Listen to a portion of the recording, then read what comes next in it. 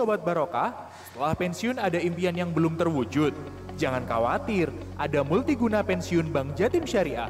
Istimewanya, angsuran ringan dan tetap, jangka waktu maksimal 15 tahun, serta dapat dipergunakan untuk pembelian barang produktif maupun konsumtif. Informasi lebih lanjut, kunjungi laman bankjatim.co.id atau kunjungi kantor cabang syariah maupun kantor layanan syariah Bank Jatim. Wujudkan keinginan yang tertunda bersama Bank Jatim Syariah. Bismillahirrahmanirrahim. Assalamualaikum warahmatullahi wabarakatuh. Alhamdulillahirabbil alamin. Senang sekali di kesempatan kali ini bisa ketemu lagi dengan para netizen di seluruh Indonesia, di seluruh dunia dalam acara Ngopi Seni atau Ngolah Pikir Santri Entrepreneur Nahdliyin. Spesial di channel YouTube Rumah Sedekah NU. Dan kalau tadi di bagian pembuka sudah ada tampilan atau tayangan dari Bank Jatim Syariah.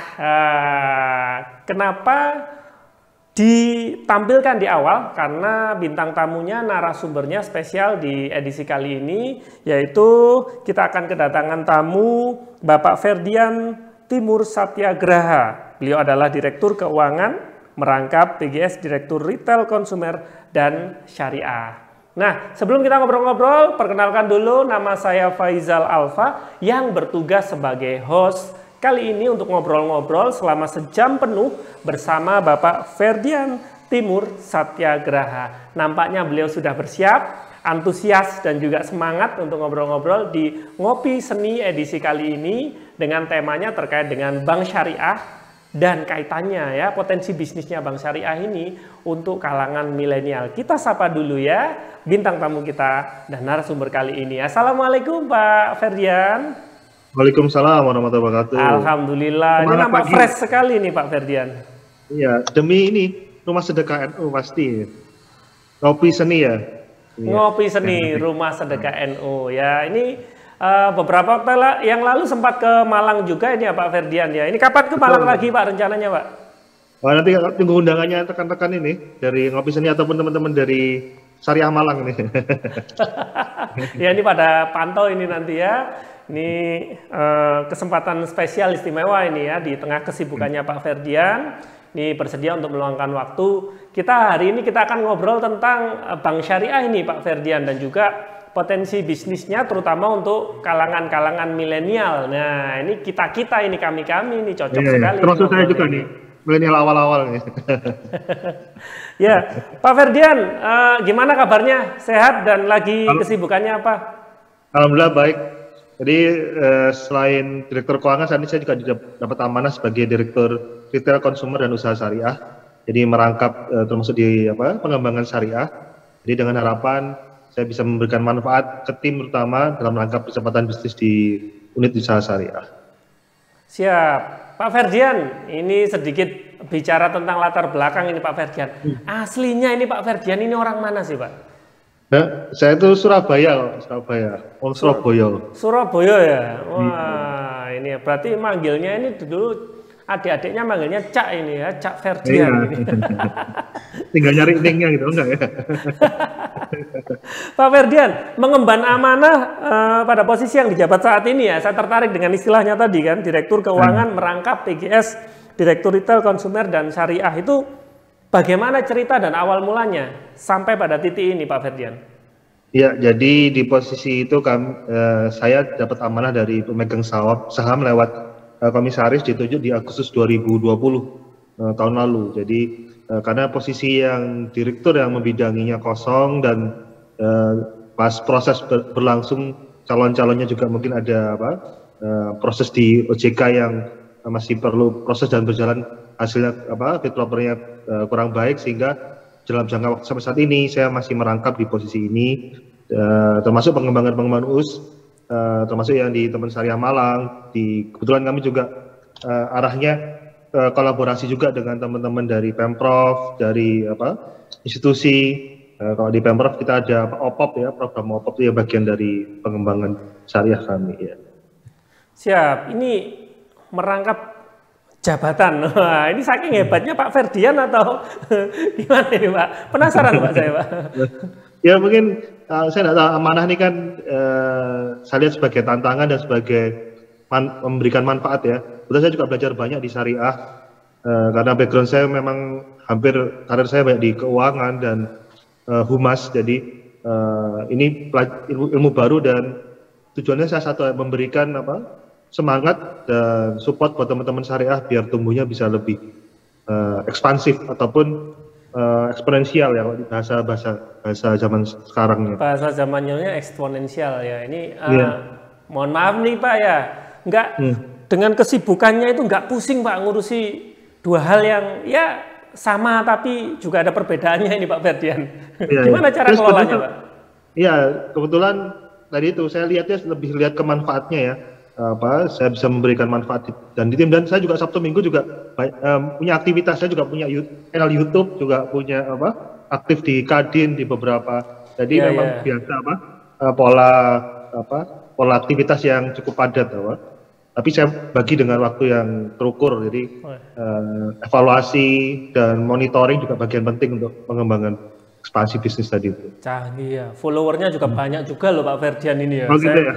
Saya kepo-kepo IG-nya sudah bisa swipe up ini ya, 11.000 lebih sudah followernya ini ya. Pak Ferdian, Bank Jatim ini kan perjalanannya bermula dari Bank Pembangunan Daerah ya, kemudian berkembang, terus kemudian saat ini hadir juga melayani segmen syariah melalui Bank Jatim Syariah ini.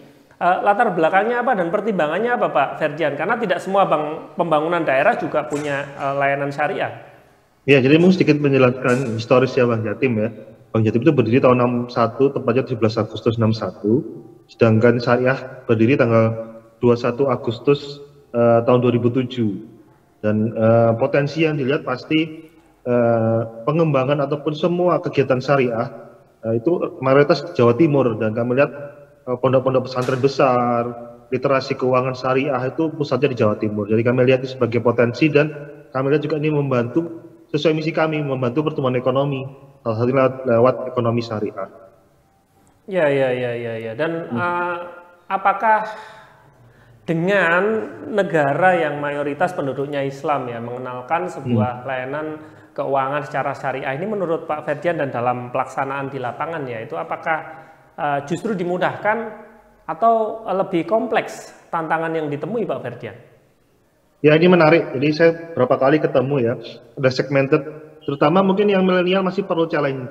Saya perlu ada challenge. Tapi kalau dia rekan-rekan yang generasi X atau baby boomers itu melihat ada keberkahan di syariah ini, dan itu harapan saya juga mungkin yang muda-muda termasuk saya juga melihat nggak semata-mata pure bisnis, tapi mencari keberkahan hidup itu dengan menginvestasikan ataupun menempatkan di syariah. Itu yang saya lihat, dan itu saya belajar banyak pas saya berkecimpung di unit usaha syariah. Apa yang Pak Ferdian rasakan berbeda Pak ketika masuk ke layanan yang berbasis syariah ini, yang paling kerasa Pak? Yang paling kerasa mungkin pengembangan literasinya ya. Jadi pas saya di lapangan mungkin literasinya nggak sama dengan literasi teman-teman yang punya informasi yang lebih mungkin di kota. Jadi pondok pesantren ini kan beberapa pondok pesantren secara skupnya di daerah yang agak terpencil ataupun daerahnya mungkin. Jadi ini tantangan menurut saya. Tapi juga jadi manfaat karena mereka dengan adanya literasi syariah ini, terutama penggunaan digital ya. Jadi orang tua yang jauh posisinya pun bisa mengetahui berapa sih biaya yang dikeluarkan perharinya, terus berapa investasi yang mereka tempatkan di syariah. Jadi dalam artian mereka sudah belajar untuk mengetahui tentang mekanisme ataupun investasi itu nggak mudah karena perlu pemahaman. Karena kalau pemahaman literasi atau investasi syariah itu tidak dari awal, itu menurut saya cukup telat, karena trennya saat ini teman-teman muda sudah well literate, terutama yang di kota-kota besar. Ya. Berarti ini case-nya ini mereka berpindah dari bank konvensional diajak untuk ke bank syariah, atau sebelumnya belum berurusan dengan bank secara intens kemudian masuk langsung ke syariah Pak Ferdian? Mungkin di poin nomor 2 yang lebih banyak ya.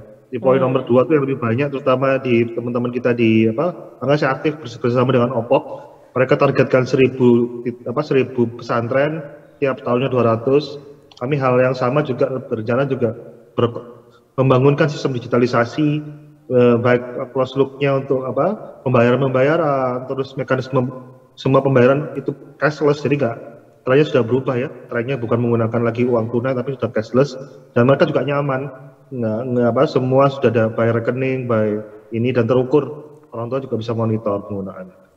Ya. Jadi memang fungsi atau peran edukasi tadi menjadi penting ya, dan seberapa tinggi tingkat keberhasilannya ini Pak Ferdian untuk mengedukasi ini? Pasti perlu ketelatenan yang luar biasa di sana ini. Bagaimana? Mungkin ada kasus-kasus atau studi yang menarik terkait dengan proses untuk mengedukasi kalangan pesantren terutama ya, yang memang menjadi satu segmen yang digarap secara serius oleh Bank Jatim Syariah.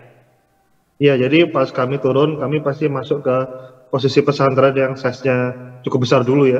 Jadi beberapa pesantren besar mungkin kayak Sidogiri dan Lirboyo lain-lain ini sudah kami pendekatan. Tapi yang pesantren yang size-nya juga kecil, kami melakukan pendampingan bersama dengan OPOP. Jadi kebetulan OPOP ada program untuk dana sosial seperti apa untuk bergabung di OPOP, dan kami juga melakukan literasi di saat itu.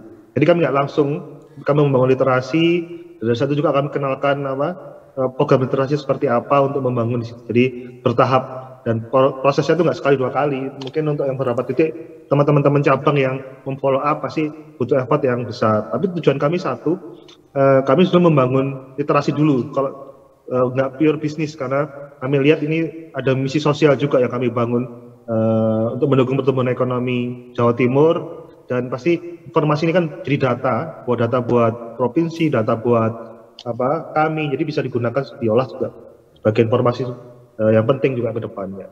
Ya, bicara tentang coverage ini Pak Ferdian, kan ada 38 ya kalau nggak salah, 38 kota kabupaten di Jawa Timur ini, apa sudah tercover semua Pak Ferdian dengan layanan Bank Jatim Syariah Pak?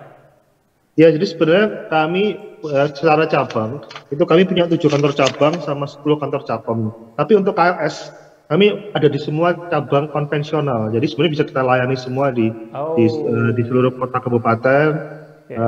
Dan ini mekanismenya sekarang kan eranya semua digital, jadi sekarang kredit kami skemanya ada yang online, itu untuk yang di bawah 100 juta ada Jatim Kilat, yang 100-500 juta ada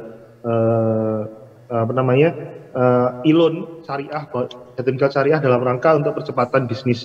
Jadi hitungan jam sudah cair, hitungan kalau yang lebih besar hitungan 1 hari mungkin sudah cair. Jadi ini yang kami berikan layanan digitalisasi ini, yang apalagi kalau digitalisasi dalam bentuk scope yang lebih terukur dari pondok pesantren lain-lain, otomatis bisa lebih baik lagi. Ya. Jadi sebenarnya kata kuncinya adalah bagaimana kemudahan ini ya. Kemudahan ini tentu akan meningkatkan kemanfaatan. Nah, nyambung dengan yang Pak Ferdian sampaikan tadi Pak, terkait dengan saat hadir di zaman milenial ini, justru yang generasi sebelumnya ya, generasi yang generasi X ini diedukasinya lebih mudah karena ada keberkahan yang memang dicari dari ketika berurusan dengan bank yang konsepnya adalah syariah. Tapi untuk yang generasi milenial ini kan cukup menantang Pak, karena mereka juga cenderung high educated. Lah, educated ini kan pisau bermata dua atau Pak Ferdian ya, bisa mudah dijelasin, bisa keminter kan gitu ya. Tapi kemudian mereka juga sudah akrab dengan teknologi. Nah, ini pendekatan kayak apa ini Pak untuk merangkul para milenial ini yang boleh dibilang kan saat ini sudah memegang sebagian besar gitu ya hal-hal penting, dan juga next kan juga mereka masih punya peranan yang besar. Pendekatan seperti apa Pak pada mereka Pak? Ya, ini menarik. Kebetulan salah satu konsep yang menarik ada itu konsep yang dilakukan sama teman-teman Rumah Sedekah NU. Mas Faisal bisa gabung sebagai generasi muda, melihatnya seperti apa? Karena informasinya mudah dijangkau dan ada informasi-informasi yang menjadi hal yang baru. Nah, ini hal yang sama kita kembangkan juga. Kami melakukan komunikasi yang by teknologi ya, by Zoom, by informasi, topik-topik yang nggak langsung related dengan bisnis kami. Jadi ini bagian dari kami untuk melakukan komunikasi soft selling ya. Jadi mungkin kita mengundang ustadz-ustadz yang punya nama atau untuk sharing mereka di generasi milenial dalam rangka untuk membangun awareness dulu, awareness pentingnya investasi di syariah.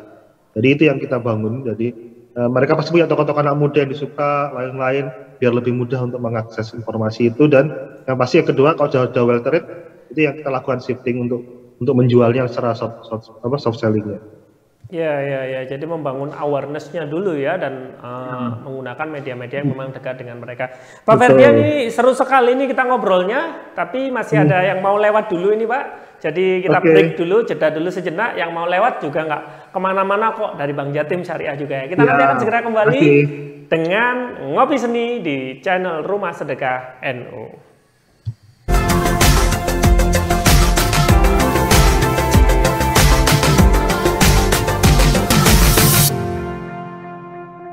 Hai Sobat Barokah, tahukah kamu lokasi kantor cabang Bank Jatim Syariah? Bank Jatim Syariah memiliki 7 cabang dan 10 cabang pembantu syariah yang tersebar di Jawa Timur, yaitu Surabaya, Wiyung, Ampel, Mer, Sampang, Sidoarjo, Jombang, Mojokerto, Gresik, Lamongan, Malang, Probolinggo, Kediri, Blitar, Jember, Banyuwangi, dan Madiun. Sekarang kamu udah tahu kan lokasi kantor cabang Bank Jatim Syariah? Tunggu apa lagi? Segera buka rekening di Bank Jatim Syariah. Senang sekali kita kembali di acara Ngopi Seni di Rumah Sedekah NU di channel YouTube. Bersama saya Faizal Alfa dan narasumber kita kali ini super duper spesial ya, Bapak Ferdian Timur Satyagraha, Direktur Keuangan merangkap PGS Direktur Retail Consumer dan Syariah ya. Kita lanjut lagi ngobrol-ngobrolnya ini Pak Ferdian. Pak, ini kan acaranya Ngopi Seni nih Pak. Pertanyaannya ini ada kopinya nggak ini di sana ini di tempatnya Pak Ferdian ini? Sebenarnya belum ada, jadi saya kasih kopi susunya aja. Pak Ferdian, ini saya penasaran ketika dapat infonya bahwa narasumbernya ini nanti Pak Ferdian Satyagraha ya. Ini kan langsung saya googling lah Pak, saya generasi milenial kan ini nyari background check, nyari datanya itu.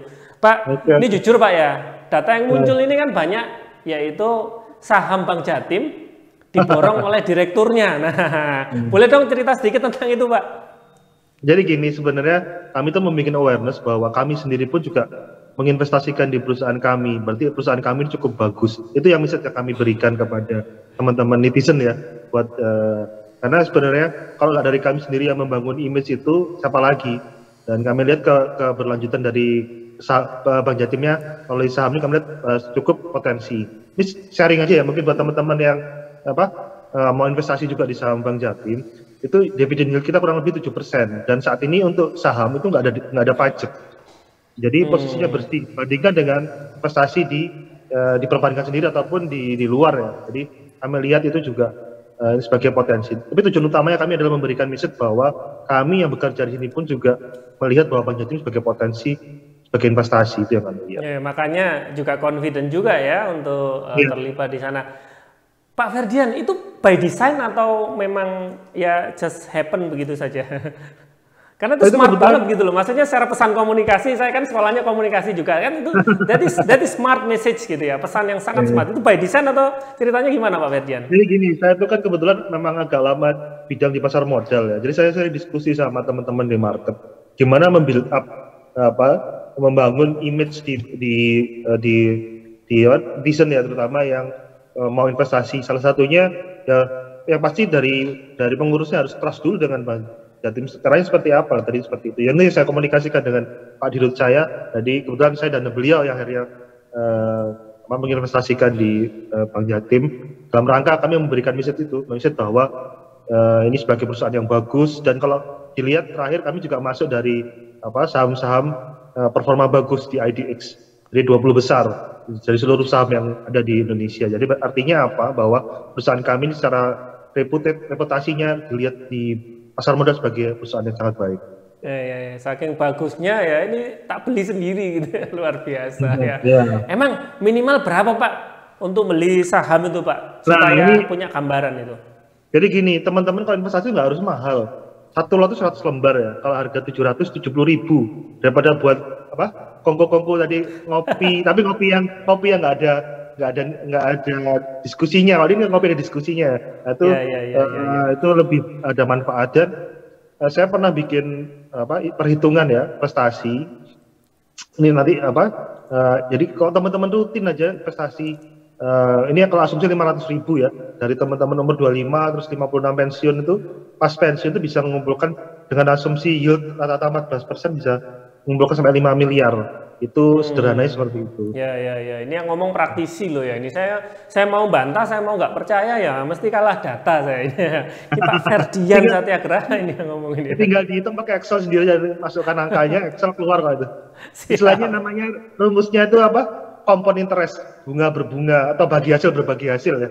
Jadi tiap bulan investasi terus di average. Ya. Jadi jangan ongkos jajannya aja yang digedein ya. Ini investasinya juga perlu digedein ini ya. Betul. Kalau pendapatan naik jangan merubah gaya hidupnya. Gaya hidupnya. Ini pesan untuk orang-orang milenial ini ya. Gajinya naik dikit tapi gaya hidupnya naik 2 kali lipat ya. Nggak ngejar. Beli motor yang paling hits. Iya. Sama sepedaan itu Pak sekarang itu Pak ya. Iya. Beli road bike gitu. Jadi panasnya bukan gara-gara kena sinar matahari ya, panasnya gara-gara panas lihat sepeda temannya ya. Betul. Ya ini mungkin sharing aja sih sebenarnya. Jadi buat teman-teman yang muda, karena jangka waktunya lebih panjang itu investasinya pasti akan lebih besar dibandingkan teman-teman yang umurnya mungkin jangka waktunya dengan 10 tahun atau 15 tahun kalau pensiun ya. Baik, Pak Ferdian, ini kita ngomong tentang tanding dan banding antara bank konvensional dan bank syariah ini kan kayak kontes tiada akhir lah ya ini ya. Bagaimana Bank Jatim ini yang dua-duanya punya kan berarti ini yang konven punya, yang syariah juga punya. Bagaimana mengatur strategi dan tata kelolanya Pak? Apa nggak rebutan Pak? Jadi gini, pasti segmennya kita bagi ya. Jadi tadi saya sampaikan segmentednya salah satunya dengan kerjasama dengan OPOP, pondok pesantren, kemudian juga kampus-kampus Islam, rumah sakit Islam. Jadi ekosistemnya syariah yang kita kejar. Jadi untuk ekosistem secara umum tadi saya gunakan lebih ke tadi pendekatan awareness dulu. Jika awarenessnya mereka bisa memilih mau di konvensional atau di syariah. Ada nggak Pak nasabah ya yang juga punya atau buka akun di keduanya gitu, dan gimana tata kelolanya kok di Bank Jatim? Ya ada, kebetulan ada teman-teman yang berbisnis terutama ya.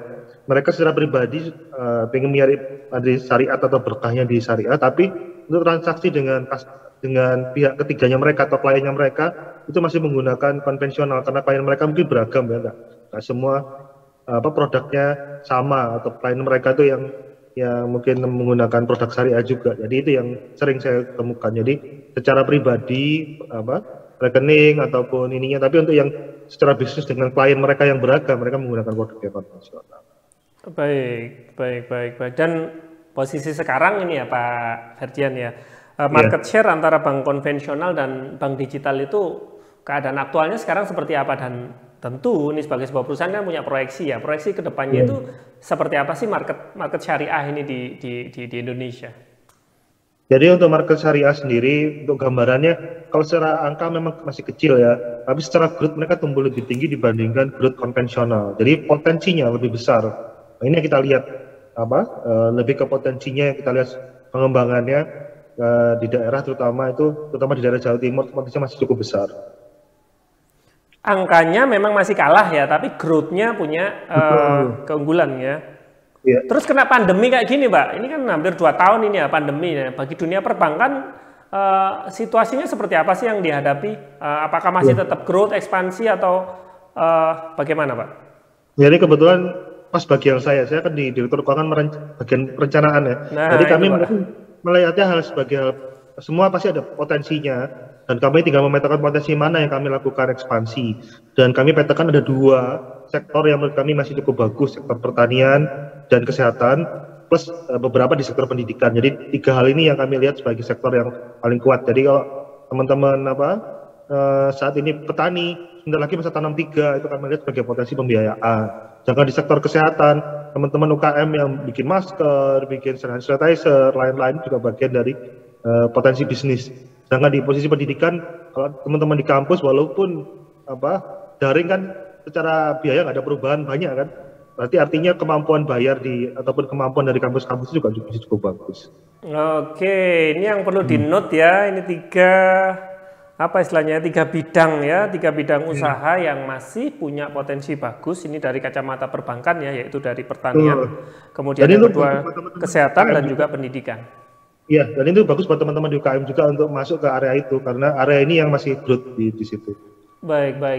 Dan ketika ini kita udah tahu nih potensinya ya, terus kemudian kan artinya, wah bisa nih kita bersinergi atau berkolaborasi dengan pihak perbankan, terutama ini kan konteksnya Bank Jatim Syariah ya. Ini apa saja sih ini Pak Ferdian yang tersedia bisa dimanfaatkan atau bisa diutilize oleh teman-teman yang jalan di bidang usaha atau bisnis kaitannya dengan perbankan?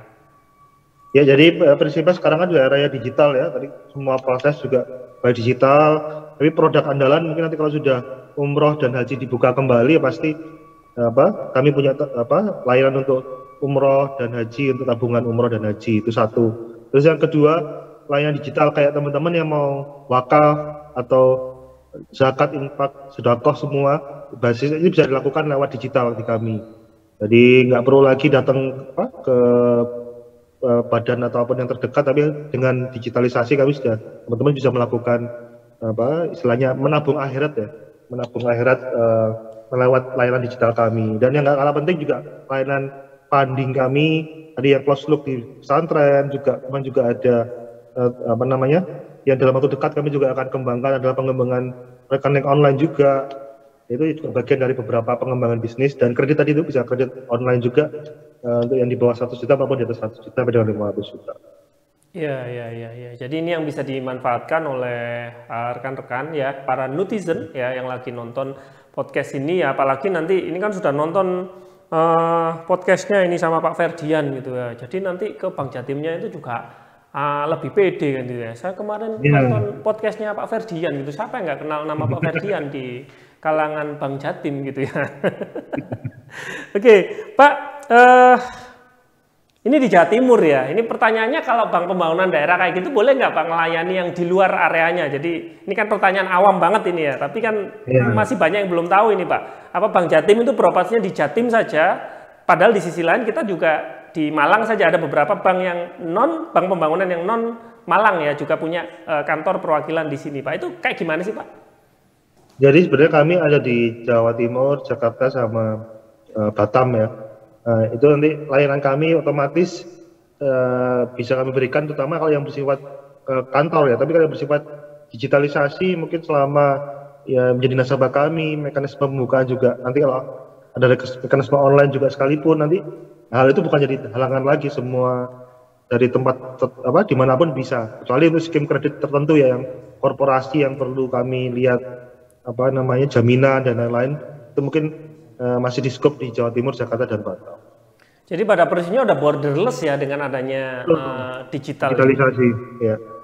Ya. Terus Jawa Timur ini Pak sebagai selain area kekuasaannya Bank Jatim ini, apa sih tipikal atau karakteristik dari warga masyarakat Jawa Timur sebagai segmen marketnya ini? Apa sih yang unik dari warga masyarakat di kawasan ini Pak, yang sudah dilayani oleh Bank Jatim selama ini?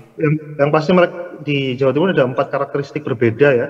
Ada Arek, ada Mataraman di wilayah barat, ada Pandalungan di wilayah utara, sama Tapal Kuda ya.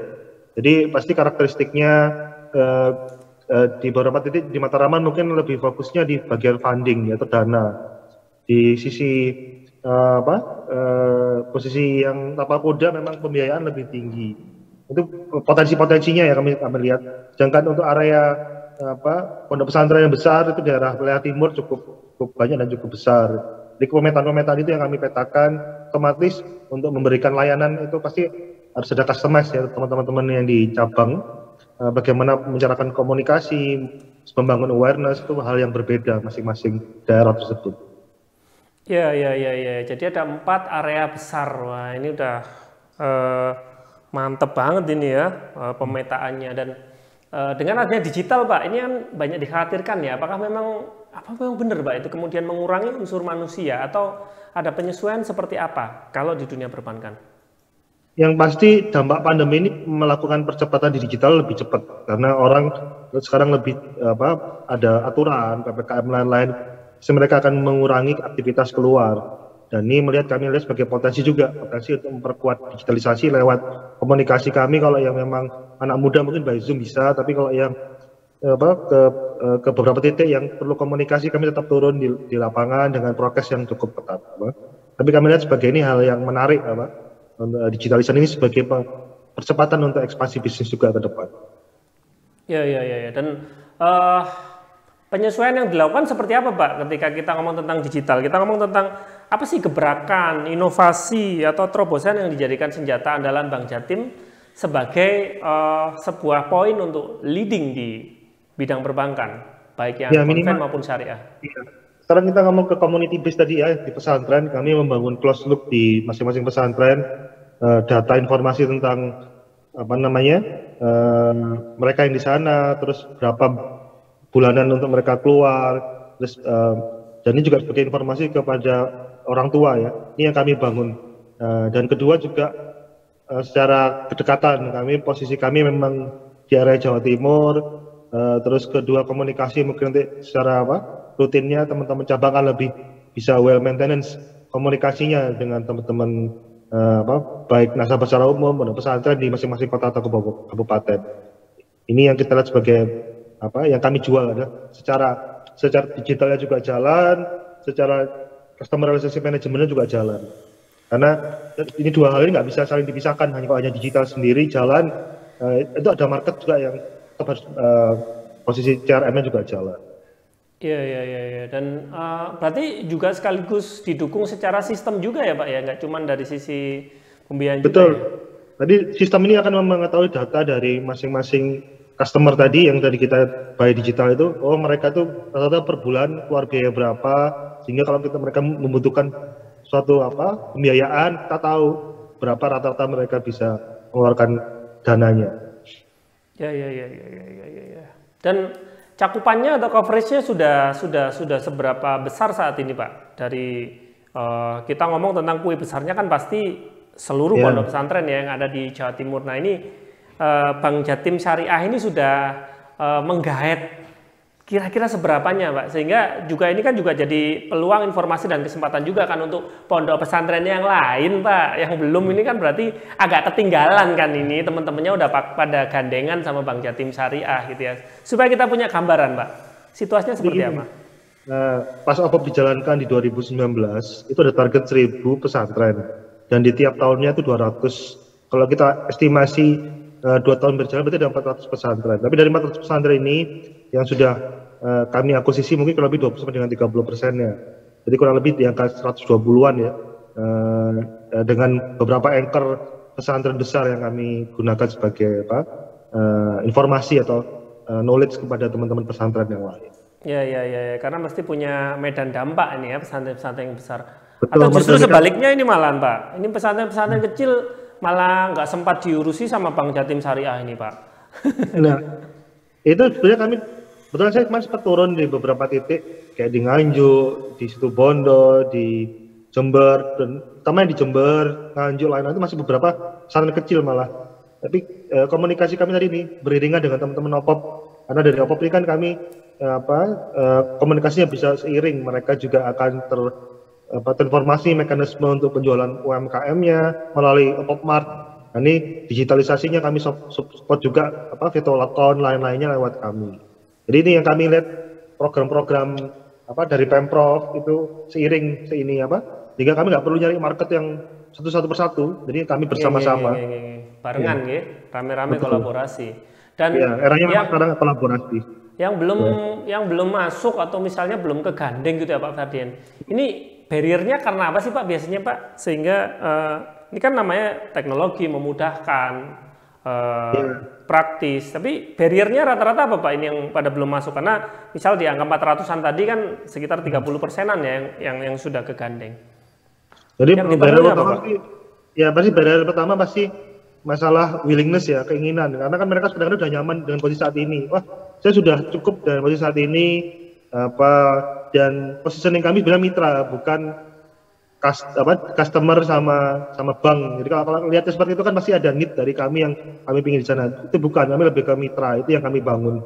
Jadi kalau mitra itu kan sama-sama enak ya. Kalau yang lain kan satu lebih dominan. Nah itu kami lihatnya, kami harapannya itu sama-sama kami memberikan manfaat dan semoga yang manfaat kami berikan ini bisa bersinergi. Ya. Kalau yang datang Pak Ferdian kayaknya langsung closing itu, kayaknya Pak. Begitu ya? Langsung terpesona ini sama Pak Ferdian. Pak, kita break dulu ya Pak ya. Oke, makasih. Dan nanti di bagian berikutnya kita akan bahas lebih dalam lagi ya terkait dengan bagaimana sisi bisnis dan juga potensi di perbankan syariah, terutama dari sudut pandang Bank Jatim Syariah. Ya, kita akan kembali di Ngopi Seni di Rumah Sedekah NU. Oke.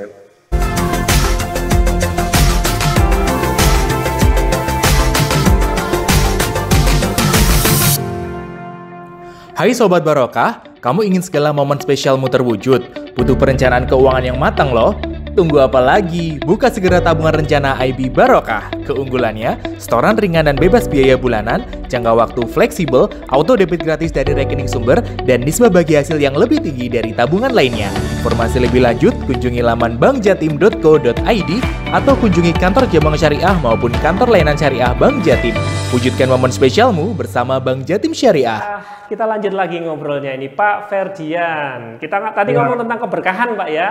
Ketika kita berurusan dengan bank syariah, maksudnya ketika ada pilihan yang lebih baik kan gitu ya, kita memilih yang itu. Tapi yang jadi saya bikin penasaran ini Pak, dalam kegiatan-kegiatan yang sifatnya adalah sosial ya, kita ngomong tentang zakat, infak, sedekah gitu ya. Ini apa kegiatan-kegiatan atau aktivitas-aktivitas yang banyak dilakukan dan dirintis oleh teman-teman Bank Jatim Syariah untuk menguatkan aspek di sisi itu Pak? Nah ini yang menarik, salah satunya kan acara ini ya. Acara ini sudah jelas Rumah Sedekah NU.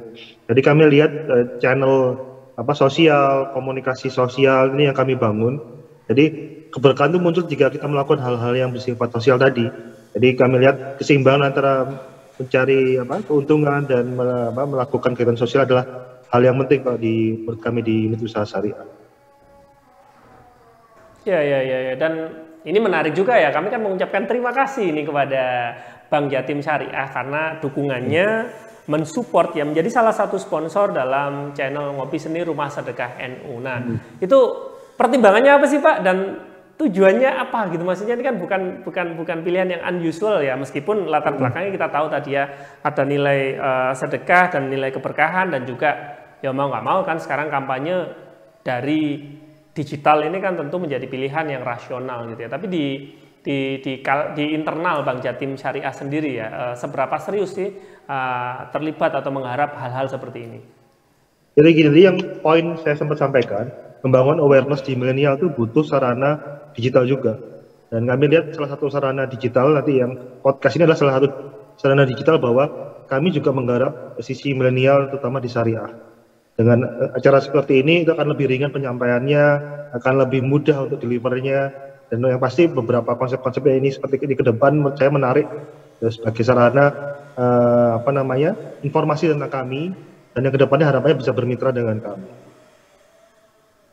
Ya, ngomong-ngomong tentang digital ini Pak, ini kan lagi rame juga nih anak-anak muda nih ngomong bahwa ada fenomena lahirnya bank digital Pak, yang nggak ada kantornya ya, nggak ada fisiknya gitu ya. Ini kan I don't know ini apakah menjadi peluang untuk memperbesar kue atau justru menjadi sebuah tantangan yang perlu di manage oleh bank yang kita kenal ya sebelumnya saat ini di dunia perbankan ini kan. Saya penasaran dengan sudut pandang dari pelaku ya di bidang perbankan. Seperti apa sih Pak melihatnya Pak? Kalau saya secara pribadi maupun secara konsep bisnis kami lihat sebagai itu fungsi sinergi kami ke depan. Kebetulan kami yang di konvensional di tim saya sudah jalan sinergi untuk pembiayaan dengan fintech. Ini lagi berproses juga untuk teman-teman di syariah. Terus yang kedua, kami tetap percaya bahwa ke depannya di saat rekan-rekan muda ini mengalami fase yang lebih mature atau dewasa, mereka tetap perlu CRM ataupun Customer Relationship Management. Jadi fungsi bank akan kuat di sana, terutama bank umum syariah, terutama teman-teman yang menggunakan produk syariah. Jadi sebagai incumbent ini juga nggak boleh nggak boleh mesti tetap open mind ya dengan perkembangan yang sedang terjadi. Tapi secara prediksi atau proyeksi apakah memang sudah diperkirakan ya fenomena seperti itu akan terjadi dan hal-hal seperti ini muncul. Apakah di Indonesia atau mungkin ada referensi dari rujukan dari luar negeri, Pak Ferdian? Yang pasti ini akan jadi pilihan buat teman-teman yang terutama yang muda ya, karena lebih well literate di digitalisasi. Mesti mereka ada pilihan. Tapi kembali lagi pasti ada perhitungan secara bisnis. Kedua juga unsur kepercayaan ya. Mungkin Mas Faisal lebih percaya ketemu mesin atau ketemu orang? Ketemu orang aja Pak. Ya biar bisa ada aroma keringatnya itu nyampe Pak. Itu jawaban paling sederhana. Nanti kembali pasti ada satu titik bahwa kami lihat terutama Bank Syariah punya kekuatan di masa mendatang. Ya. Dan program-program yang sedang jalan ini Pak, boleh diinfo dong program-program yang sifatnya unggulan ya di Bank Jatim Syariah, sehingga masyarakat ini bisa terlibat, memanfaatkan dan bagaimana mereka bisa mulai berhubungan dengan Bank Jatim Syariah, terutama yang di Malang Raya ini Pak, yang kami banyak interaksi. Ya mungkin saya ngomong secara besaran dulu ya. Kami kebetulan mensupport kawasan industri halal, salah satunya di Sidoarjo. Nanti yang baru juga akan dikembangkan wisata halal di wilayah daerah Setup Bondowoso, di daerah Pasir Putih nanti. Jadi konsep-konsep ekosistem halal ini kami akan beriringan untuk mensupport.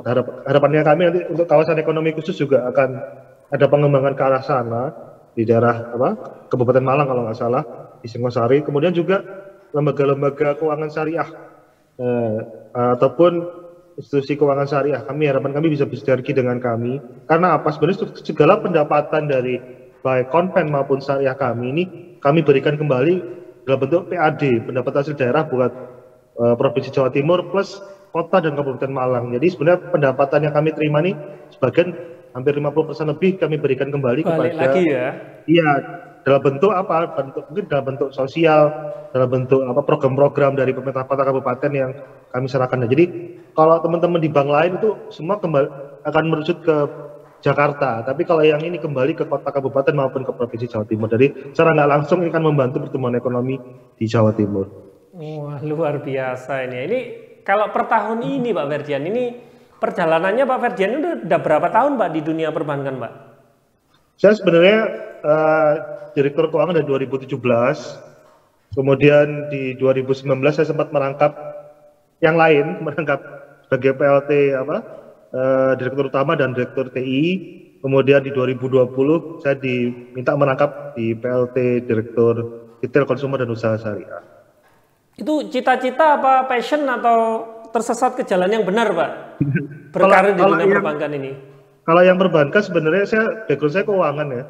Saya S1, S2 saya di keuangan, tapi saya keuangannya lebih, yang S1 itu saya belajar tentang debt restruct, jadi pengelolaan utang, terus kemudian pasar modal juga. Saya ngambil kelas di salah satu kuliah saya di equity, di saham. Di S2-nya saya lebih ke applied finance ya, jadi bikin corporate finance, keuangan korporasi dan lain-lain. Jadi memang ilmuwan saya di keuangan, tapi sebagian besar saya 2003 sudah belajar pasar modal. Jadi dari 2003 saya kebetulan kuliah di Australia, saya belajar tentang ASX 200 ataupun pasar modal di Australia, dan 2003 juga investasi pertama saya di pasar modal di Indonesia. Ya luar biasa ya, rekam jejak dan reputasinya ini loh ya, mengkilap kemana-mana ini. Pak Ferdian. Pak Ferdian, ini pertanyaan terakhir ini Pak. Biasanya kalau host itu sudah nanya harapan ya, cita-cita, terus rencana-rencana ke depan itu biasanya sudah jelang akhir sesi Pak. Monggo Pak Ferdian, ini dari sisi Bank Jatim Syariah ini apa sih harapan ke depan, cita-cita dan program yang sedang digagas saat ini, terutama ini pandemi, dan kita berharap segera usai lah ya pandemi ini. Pasca pandemi ini apa sih yang sedang dirancang dan disiapkan? Ya pasti harapan, pasti di people mind-nya kalau ngomong syariah pasti Bank Jatim Syariah, harapannya itu. Jadi secara branding kuat, secara literasi kuat, secara bisnisnya pun juga bisa mensupport kebutuhan dari masyarakat Jawa Timur terutama. Itu yang paling penting, sehingga istilahnya hatinya, pikirannya semua ke Bank Jatim Syariah. Siap. Ya, dan ditunggu ini Pak Ferdian ke Malang lagi kapan ya, untuk disiapkan ngopi langsung ini di Malang di Rumah Sedekah NU. Pak Ferdian, matur nuwun sangat, terima kasih banyak telah bersedia meluangkan waktu di malam hari ini ya. Podcast ini nanti akan tayang di hari Rabu pukul 19.30 di channel Rumah Sedekah NU, dan ditunggu sinergi-sinergi berikutnya Pak Ferdian bersama Bank Jatim Syariah ya, untuk bisa mendukung ya kemajuan dari keuangan syariah di Jawa Timur pada khususnya dan Indonesia pada umumnya. Salam untuk rekan-rekan Bank Jatim Syariah, Pak Ferdian ya, sehat-sehat terus ya, terus semangat, menebar manfaat dan menebar keberkahan di sekitar kita ya. Matur nuwun sangat Mas Faizal. Semoga program ini bisa sharing ini bisa bermanfaat buat rekan-rekan yang melihat, dan saya open ada IG saya ataupun informasi mau nanyakan tentang baik tentang Bank Jatim, tentang saham ataupun pasar modal, monggo silakan. Terima kasih. Ya. Assalamualaikum warahmatullahi wabarakatuh. Waalaikumsalam warahmatullahi wabarakatuh. Terima kasih untuk Pak Ferdian ya, bisa di follow Instagramnya ya @ferdian_satyagraha ya. Beliau sering sharing juga ya dengan informasi-informasi yang terbaru dan tentu saja informasi yang menarik. Sekaligus menjadi akhir dari podcast kita di hari ini. Jangan lupa subscribe channel Rumah Sedekah NU untuk mendukung kami menghasilkan konten-konten secara rutin dan berkualitas, terutama terkait dengan segmen Ngopi Seni ya, ngolah pikir santri entrepreneur Nahdlin ya. Kemudian juga silakan nanti ditambahkan di komen, misalnya diusulkan ya ini podcastnya sama siapa, ngundang siapa, tulis saja di kolom komentar dan juga share ke sebanyak mungkin orang sehingga mendapatkan kemanfaatan yang sama. Terima kasih Bank Jatim Syariah Jawa Timur, terima kasih juga rekan-rekan kerabat kerja dari acara podcast Ngopi Seni. Kita akan jumpa lagi di edisi berikutnya. Saya Faizal Alfa, tetap sehat, tetap semangat, tetap menebar manfaat. Saya pamit dulu, terima kasih. Wassalamualaikum warahmatullahi wabarakatuh.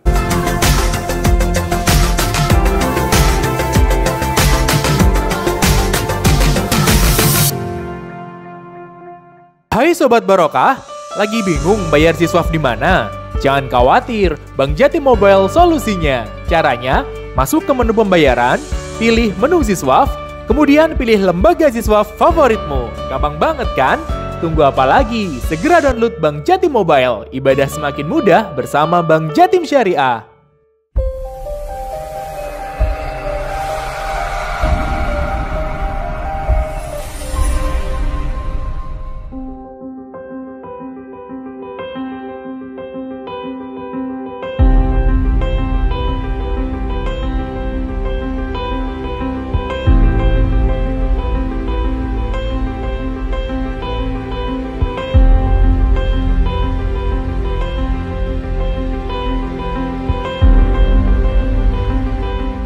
Assalamualaikum warahmatullahi wabarakatuh.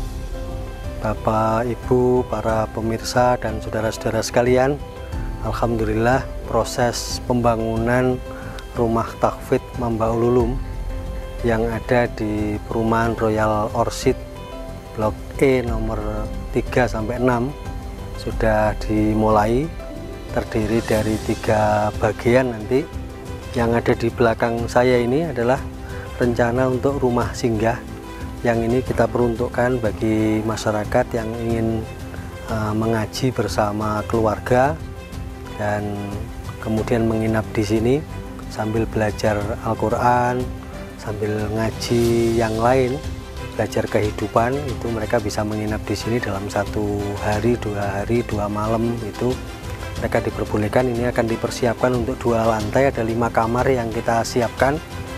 Dan yang kedua, nanti di sebelah tengah ini, posisi di tengah ini adalah rencana untuk rumah santri. Jadi rumah santri yang ini akan ditempati oleh para santri yang ingin belajar untuk membaca Al-Quran, sekaligus menghafalkan Al-Quran, dan sekaligus juga belajar untuk mempelajari isi-isi dari Al-Quran itu sendiri. Kemudian di sebelah paling selatan itu nanti akan dibangun rumah joglo yang ini fungsinya adalah untuk doa bersama, untuk pengajian dan lain sebagainya. Jadi komplek ini dimulai dari blok E 17, 18, 19, kemudian E 3, 4, 5, 6. Ini akan kita jadikan menjadi bagian dari satu komplek untuk proses pembelajaran para generasi muda untuk menjadi lebih baik, baik yang mampu membiayai dirinya sendiri maupun yang tidak mampu.